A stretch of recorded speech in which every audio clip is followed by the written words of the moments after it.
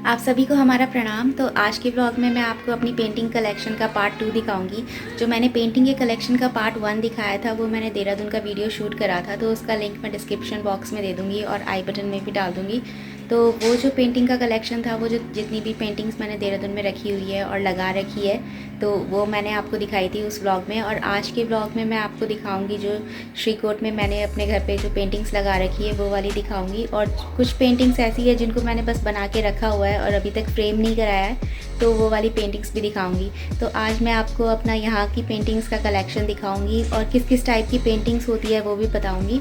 और कई तरह की पेंटिंग्स जो है मैंने उनका डिटेल्ड वीडियो बना रखा है और उसके बारे में भी बता रखा है कि वो पेंटिंग्स कहाँ की है, किस स्टेट की है और किस तरह की पेंटिंग्स होती है और उसमें कैसे कलर यूज़ किए जाते हैं, क्या सप्लाई होती है, मतलब वो सब मैंने आपको उसमें बता रखा है। तो वो वीडियोस जो है उसकी पूरी एक प्लेलिस्ट है, उसका भी मैं लिंक दे दूँगी डिस्क्रिप्शन बॉक्स में। तो अगर किसी को सीखनी हो तो वहाँ से सीख सकते हैं कि कौन कौन सी पेंटिंग है। तो अब स्टार्ट करते हैं आज का ब्लॉग और आपको मैं दिखाती हूँ अपनी पेंटिंग का कलेक्शन। जग में रह जाएंगे प्यारे थे वो। तो जो आज का वीडियो है उसमें आप काफ़ी डिफरेंट टाइप की पेंटिंग्स देखोगे, क्योंकि अभी मेरे पास जो मैंने यूट्यूब पे पेंटिंग सिखाई थी उन सबको मैंने फ्रेम करा लिया है। तो जैसे एक मेमोरी की तरह हो जाता है कि वो पेंटिंग्स वहाँ सिखाई थी तो उनको मैंने फ्रेम करा के अपने पास रख लिया है। तो इस तरह से मतलब कि एक कलेक्शन है मेरे पास अलग अलग टाइप की, इंडिया की जो अलग स्टेट्स हैं अलग अलग उनकी कुछ पेंटिंग्स का कलेक्शन है मेरे पास जो मैंने खुद बना रखी है। तो आज मैं आपको वही दिखाऊंगी और कुछ पेंटिंग्स के बारे में बताऊंगी। तो अब दिखाना स्टार्ट करती हूँ आपको जो यहाँ पे मैंने पेंटिंग्स लगा रखी है वो। तो सबसे पहले मैं आपको दिखा रही हूँ मधुबनी पेंटिंग। तो ये सेट ऑफ 3 पेंटिंग्स है। तो यहाँ पे मैंने 3 पेंटिंग्स बनाई है और ये मधुबनी पेंटिंग है। तो एक तो इसकी जो मधुबनी में फेमस पिकॉक पेंटिंग चलती है वो है, और इसका मैंने इस तरह से फ्रेम करा रखा है। फ्रेम मैंने सारे देहरादून से ही कराए हैं क्योंकि वहाँ पे मैं एक शॉप है, तो घंटाघर पे बाबा ग्लास हाउस है, तो वहाँ से मुझे मतलब सही फ्रेम पड़ जाता है, मैं वहीं से करवाती हूँ हमेशा। तो ये मधुबनी पेंटिंग इस तरह की दिखती है। तो ये काफ़ी बारीक बनती है और अब मैं ज़्यादातर फेविक्रिल कलर यूज़ करने लगी हूँ मधुबनी पेंटिंग में। तो ये इस तरह की दिखती है। और एक जो है एलिफेंट वाली मधुबनी पेंटिंग वो इस तरह की दिखती है। तो ये है। और एक ये फिश वाली मधुबनी पेंटिंग है, ये इस तरह की दिखती है। इस तरह की इसमें बन के आती है। तो ये जो पेंटिंग है 3 के सेट में अच्छी लगती है, आप इसको अलग अलग तरीके से लगा सकते हो। तो इसका 3 का सेट जो है वो अच्छा लगता है। अब ये जो 4 पेंटिंग्स लगी हुई है हमारी फ़ोटो के पास, इनको बोलते हैं मंडाला पेंटिंग। तो ये वाली जो है कलरफुल मंडाला पेंटिंग है, इनका मैं क्लोजअप दिखाती हूँ। तो मंडाला पेंटिंग इस तरह की दिखती है और ये काफ़ी मतलब क्रिएटिव पेंटिंग है। इसमें आपके मन में जो भी डिज़ाइन आ रहा है वो आप बना सकते हो। इसमें मैंने थोड़ा सा यहाँ पे ऐड कर दिया है, छोटे छोटे ऐड कर दिए हैं। तो ये इस तरह की दिखती है मंडाला पेंटिंग। और एक मंडाला पेंटिंग ये है, तो ये ऐसी दिखती है। तो मैंने अलग अलग कलर्स में बना रखी है ये पेंटिंग। एक मंडाला पेंटिंग ये है, इसमें भी मैंने ऐसे लिख रखा है। तो इनके वैसे मैंने शॉर्ट्स बना रखी है, चैनल पे मिल जाएंगे वो। और एक मंडाला पेंटिंग ये है।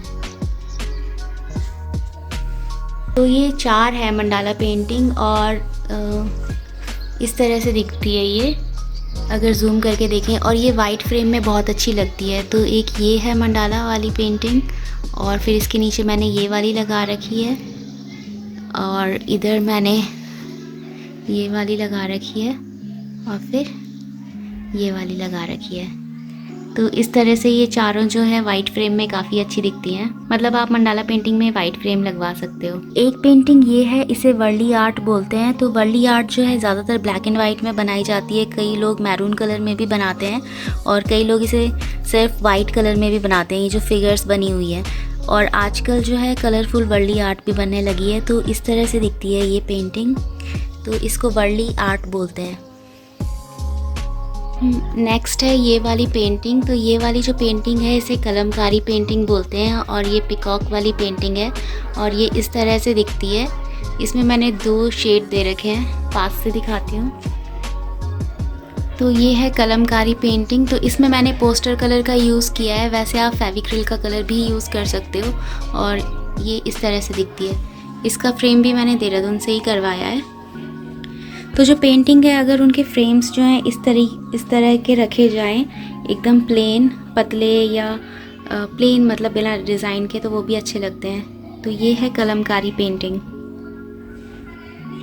तो अब ये जो पीछे पेंटिंग लगी हुई है ये है मधुबनी पेंटिंग, और अब तक की सबसे बड़ी जो मैंने मधुबनी पेंटिंग बनाई है उसमें यही है। और अभी मैं एक और मधुबनी पेंटिंग पे काम कर रही हूँ जो इसी साइज़ की बनेगी, और उसको मैं फ्यूजन पेंटिंग बना रही हूँ। तो वो मैं बाद में बताऊँगी कि वो फ्यूजन पेंटिंग कैसे है। 2 पेंटिंग्स को मिक्स करके मैं बना रही हूँ, तो इसी साइज़ की ऑलमोस्ट वो बनेगी। तो ये वाली जो है मधुबनी पेंटिंग मैंने हैंडमेड शीट पे बनाई है, पर मेरी से एक गलती हुई कि मैंने हैंडमेड शीट खुरदुरी वाली ली, जिसमें मतलब वेव्स होती है उस तरह की ली।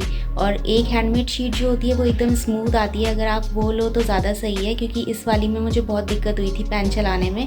तो इसलिए आप स्मूथ वाली हैंडमेड शीट लेना, ऐसे वेवी वाली मत लेना, उबड़ खाबड़ हैंडमेड शीट मत लेना। तो ये वाली जो पेंटिंग है तो ये यहाँ मैंने लगा रखी है ड्राइंग रूम में, और ये इसको दिखाने के लिए मुझे ऊपर चढ़ना पड़ रहा है। तो मैं दिखाती हूँ ये पेंटिंग कैसी है। तो ये है वो वाली मधुबनी पेंटिंग जो मैंने बना रखी है हैंडमेड शीट पे, और इसमें भी काफ़ी बारीक काम कर रखा है। तो ये मधुबनी पेंटिंग ऐसी दिखती है। इसका फ्रेम जो है मैंने सिंपल करा रखा है, और टाइम के साथ मैंने ये सीखा है कि अगर आप कोई भी पेंटिंग बनाते हो और उसमें इस तरह का गैप छोड़ते हो, जैसे ये एग्जैक्ट मैंने यहाँ से फ्रेम नहीं करवाया है, इस तरह का गैप छोड़ा है, अगर आप गैप छोड़ देते हो इस तरह का, तो पेंटिंग जो है वो काफ़ी अच्छी सी खिल के आती है और सही से दिखती है। जैसे इसमें पता चल रहा है कि पेंटिंग कहाँ पे स्टार्ट है, कहाँ पे ख़त्म है। तो ऐसा फ्रेम सही रहता है। तो इसका मैं आप क्लोज़अप दिखाती हूँ कैसी है ये। तो इस वाली पेंटिंग में भी मैंने पोस्टर कलर ही यूज़ करा है। अगर आप चाहो तो फेविक्रिल का कलर यूज़ कर सकते हो इसमें, और ये इस तरह से दिखती है। और ये जो है, अब यहाँ से आपको पता चल जाएगा ये शीट कैसी है। ये शीट जो है वो काफ़ी ऊबड़ खाबड़ है, तो इसलिए मुझे थोड़ा पेन चलाने में दिक्कत हो गई थी, और ऐसे दिखती है। तो मधुबनी पेंटिंग में फिगर्स जो है वो इसी तरह की बनती है, और यहाँ पे जैसे कलर दिख रहा होगा।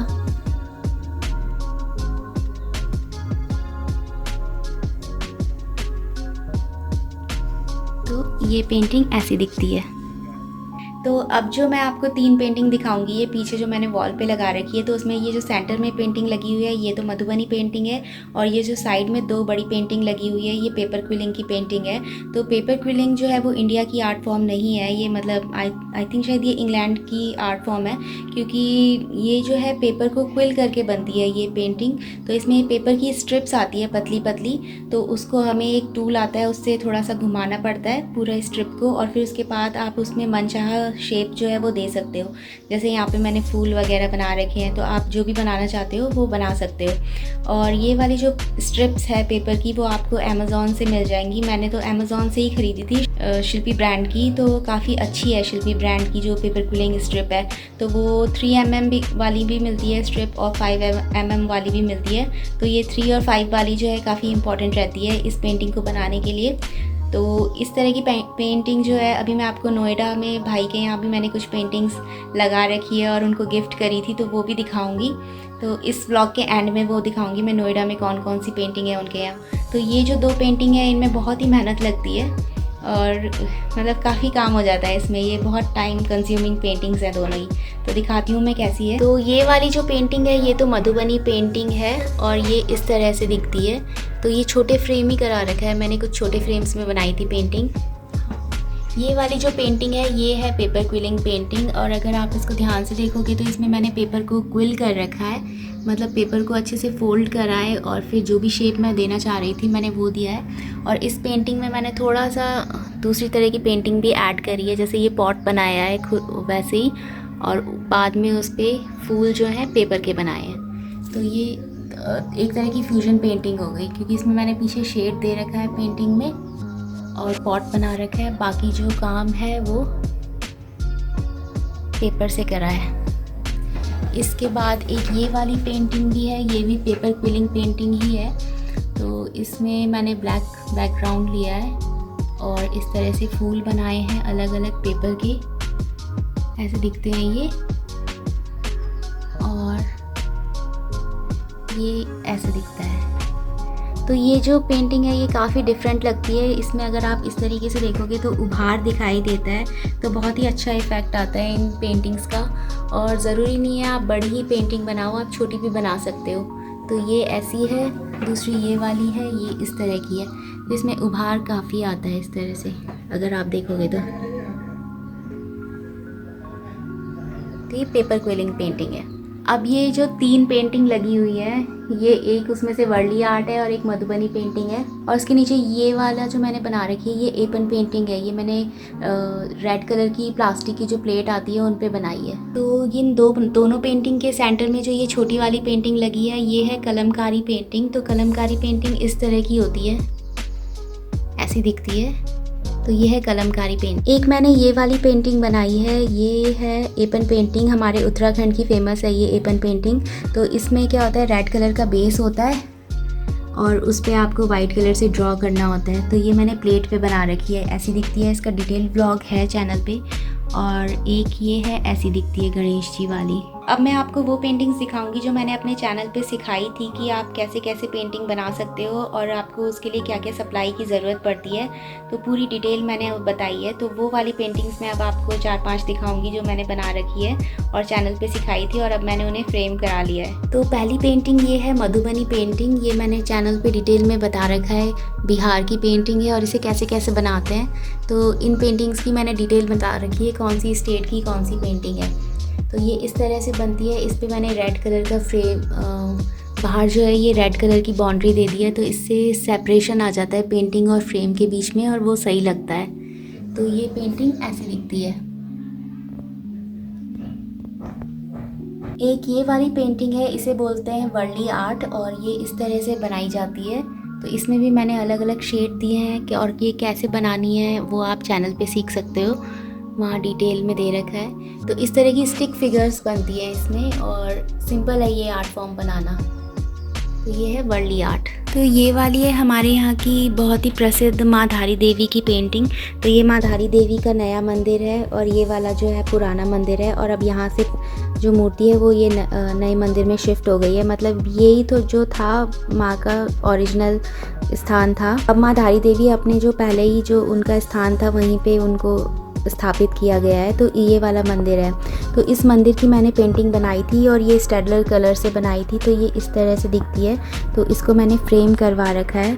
तो ये ऐसी दिखती है और ये मैंने चैनल पे सिखाई है, आप वहाँ से बनाना सीख सकते हैं।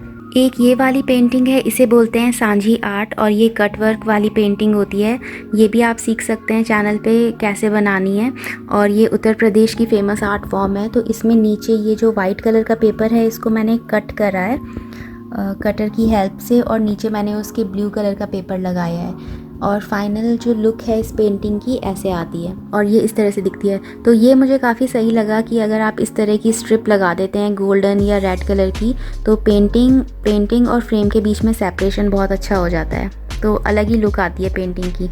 नेक्स्ट ये जो पेंटिंग है ये मेरी फेवरेट पेंटिंग है, और ये है कलमकारी पेंटिंग, और ये भी मैंने चैनल पे सिखा रखी है। और इस पेंटिंग पे काफ़ी अच्छे, मतलब 8000 के अराउंड व्यूज़ आ रखे हैं और कमेंट्स भी अच्छे आ रखे हैं। तो सबको ये पेंटिंग काफ़ी पसंद आई थी।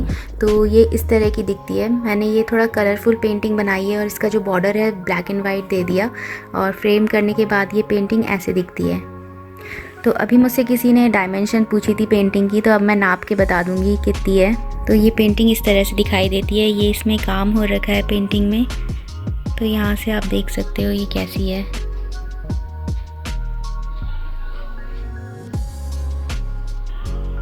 ये वाली जो पेंटिंग है ये माँ सरस्वती की पेंटिंग है, और ये एक पटचित्र पेंटिंग है, और ये इस तरह से दिखती है। कई बार ये कलमकारी पेंटिंग की तरह ही दिखती है, पर इसके जो बॉर्डर्स होते हैं वो काफ़ी डिफरेंट होते हैं, कलमकारी पेंटिंग की तरह नहीं होते। तो ये पटचित्र पेंटिंग है और ये इस तरह से दिखाई देती है। तो ये वाली तो मैंने काफ़ी सिंपल बनाई है, और जो मैंने इस वीडियो का फर्स्ट पार्ट बनाया था उसमें मैंने एक बड़ी सी बनाई है गणेश जी वाली, वो थोड़ी सी इससे ज़्यादा अच्छे से डिज़ाइन करी हुई पटचित्र पेंटिंग है। तो अब ये दो जो पेंटिंग है ये मधुबनी पेंटिंग है, तो अगर आप चाहो तो मधुबनी पेंटिंग को ब्लैक एंड वाइट फॉर्म में भी बना सकते हो। और इसमें जो है मैंने पेपर पे जो ड्राई पेस्टल कलर होता है उससे शेड दे रखा है। यहाँ पे अलग शेड है और इस वाले मोर पे अलग शेड है, तो वाइट शीट पे मैंने शेड दे रखा है। यहाँ से आपको पता चल जाएगा, इसका बैकग्राउंड पे मैंने अलग शेड दे रखा है और इसके बैकग्राउंड पे अलग दे रखा है। तो ये नीचे वह है वाइट शीट और ये इस तरह से दिखाई देती है black and white Madhubani painting. और ये है मोर वाली। तो ये ऐसी दिखती है। जैसे मुझे पेंटिंग्स बनाने का शौक़ है तो मेरे पास हमेशा सप्लाई रहती ही है, जैसे पेंसिल वगैरह और रबर जो भी मेरे को चाहिए होता है, इरेज़र, पेंसिल, वो वाली सप्लाई मेरे पास हमेशा रहती है। और इस तरह का जो फ़ोल्डर होता है A3 साइज़ का, वो भी मैं रखती हूँ, क्योंकि कई बार अचानक से ही मन करता है चलो आज कुछ बनाते हैं या कुछ नया देखा और टाइम है अगर आपके पास तो वो आप बना सकते हो, क्योंकि इसमें टाइम बहुत लगता है तो आपको अपना टाइम अच्छे से मैनेज करना पड़ता है इस तरह की हॉबीज़ के लिए। तो मेरे पास इस तरह का जो फ़ोल्डर है वो हमेशा रहता है। तो ये क्लासमेट वाला जो फ़ोल्डर है वो काफ़ी अच्छा है, मतलब पेंटिंग्स बनाने के लिए A3 साइज़ का। तो अभी दिखाती हूँ मैं इसमें बनाई हुई कुछ तो ये वाला फ़ोल्डर है और इसमें मैंने ये वाली पेंटिंग बना रखी है। तो ये फ्यूजन पेंटिंग है, इसमें मंडाला के साथ मैंने कलमकारी पेंटिंग को मिक्स किया है। तो ये इस तरह से दिखाई देती है, ऐसे लगती है।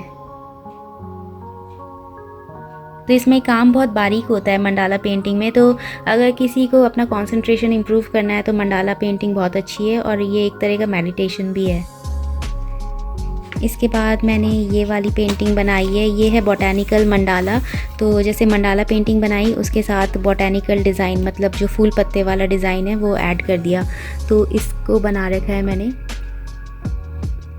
तो मंडाला पेंटिंग में जो आपकी क्रिएटिविटी है वो देखने को मिलती है कि आप कितना डिज़ाइन सोच सकते हो। तो ये जैसे अपने मन से आप कोई डिज़ाइन बनाते हो तो बहुत ही अच्छा लगता है। तो ये इस तरह की मंडाला है और यहाँ पे मैंने फ्लावर्स बना रखे हैं ऐसे।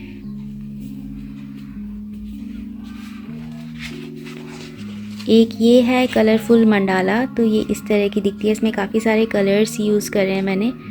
तो ये ऐसी दिखती है और गणेश जी हैं इसमें। तो ये वाली पेंटिंग्स भी मैंने चैनल पे सिखाई है, पर ये मुझे फ्रेम नहीं करनी थी क्योंकि काफ़ी ज़्यादा हो जाता मेरे पास फ्रेम का कलेक्शन, तो इसलिए मैंने इनको फोल्डर पे ही रखा है। एक ये वाली मंडाला है, इसमें मैंने मधुबनी पेंटिंग को फ्यूज़ करा है। तो जो मधुबनी पेंटिंग है उसमें लोटस जो है बहुत कॉमनली यूज़ किया जाता है, तो इस तरह से दिखती है ये।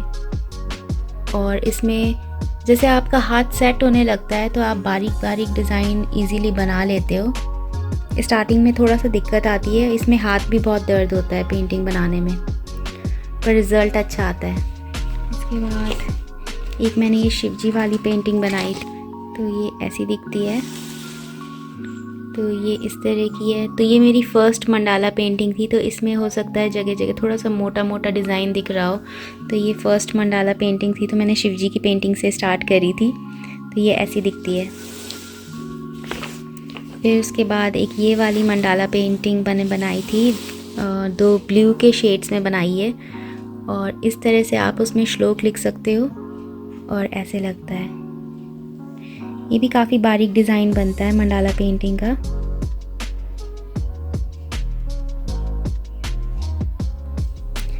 तो मंडाला पेंटिंग का काफ़ी कलेक्शन हो गया है मेरे पास। और एक ये वाली है, ये भी बॉटेनिकल मंडाला है। तो जैसे ही मेरे दिमाग में कोई आइडिया आता है तो मैं इस तरह से बना लेती हूँ पेंटिंग को। तो इसमें 2 सेमी सर्किल बना रखे हैं और फ्लावर दे रखा है, तो इस तरह से है। तो ये है बॉटेनिकल मंडाला। एक मंडाला पेंटिंग ये है और ये वाली जो शीट है ये काफ़ी थिक है, ये मुझे सही लगी। अगर आपको किसी को गिफ्ट भी करनी है पेंटिंग तो ये जो शीट है A3 साइज़ की, ये थिक है और इस पर भी मैंने कलरफुल मंडाला पेंटिंग बना रखी है। तो ये इस तरह से दिखती है और इसका डिज़ाइन ऐसा है। ये जो शीट है मैंने ऑनलाइन ली थी और ये वाली है ब्रूस्टो की कंपनी है और इसकी शीट ली थी मैंने। ये A3 साइज़ की 300 ग्राम्स की करके है। तो ये वाला ठीक है शीट, इसमें आप बना सकते हो। पर कई बार जो है इनमें थोड़ा सा उभार होता है, स्मूथनेस नहीं होती, तो जो जो आपका पेन है वो इधर उधर लाइन मार देता है, इसलिए मेरे को फोल्डर सही लग रहे थे। इस वाली शीट पे तो मैंने एक ये पेंटिंग बनाई और एक ये वाली मैंने बनाई मंडाला। तो ये वाली मंडाला इस तरह की दिखती है, इस पर मैंने श्लोक लिख दिया, तो ऐसी है ये वाली मंडाला।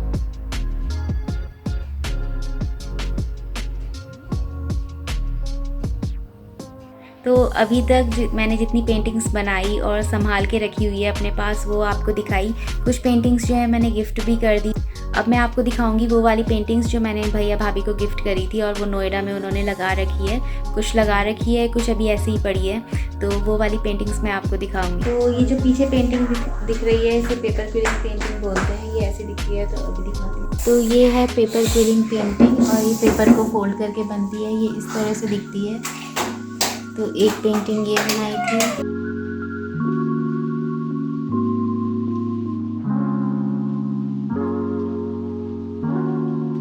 और एक पेंटिंग ये है, ये भी पेपर क्विलिंग पेंटिंग है। इसमें पेपर से क्विल करके रोज़ बनाए हैं।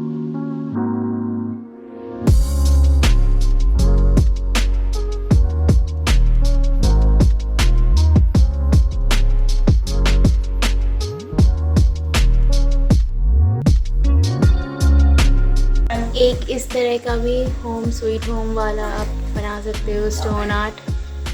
तो एक ये पेंटिंग बनाई है और ये भी स्टेडलर कलर से ही बनी हुई है। तो ये इस तरह से दिखती है। तो ऐसी है ये पेंटिंग। तो ऐसा है इसमें। तो इसकी जो फिनिशिंग है जो वो स्टेडलर कलर से करी है, तो ये ऐसे दिखती है।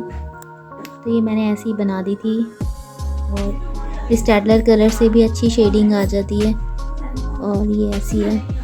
तो जैसे मैं मधुबनी पेंटिंग बनाती हूँ और मुझे मधुबनी पेंटिंग बनाने में भी इंटरेस्ट है और बाकी जो अलग अलग तरह की पेंटिंग्स है वो भी बनाती हूँ। तो आप ये मधुबनी पेंटिंग जो है 3 के सेट में भी बना सकते हो, कलमकारी पेंटिंग भी बना सकते हो। तो अभी मैं दिखाती हूँ मधुबनी पेंटिंग जो भैया के यहाँ है वो कैसी है। तो ये मैंने मधुबनी पेंटिंग बनाई थी। तो पहली बार जब मैंने सेट बनाया था 3 पेंटिंग्स का, तो उसमें ये मधुबनी और कलमकारी पेंटिंग बनाई थी। तो ये वाली जो है ये मोर वाली पेंटिंग है मधुबनी। ये 3 मोर वाली भी बनती है, तो वो भी मैंने दिखाई है एक वीडियो में, मौसा जी को दी थी मैंने। तो इस तरह की है। तो ये वाली जो मधुबनी पेंटिंग है ये 3 के सेट में भी बनती है। 3 मोर बनते हैं इसमें, एक का मुंह इस तरफ है, एक का इस तरफ और एक और आएगा उसका मुंह इस तरफ होगा। तो ऐसे भी बनती है ये। और ये वाली है मछली वाली पेंटिंग है, तो ये भी 3 के सेट में बनती है। तो एक मछली और बनेगी, उसका फेस दूसरी साइड होगा। तो ये भी बहुत अच्छी लगती है 3 के सेट में, आप लंबी लंबी बनाओ तो। ये वाली जो पेंटिंग है ये कलमकारी पेंटिंग है, तो एक मैंने ये भी बनाई थी। तो ये इस तरह से दिखती है पेंटिंग।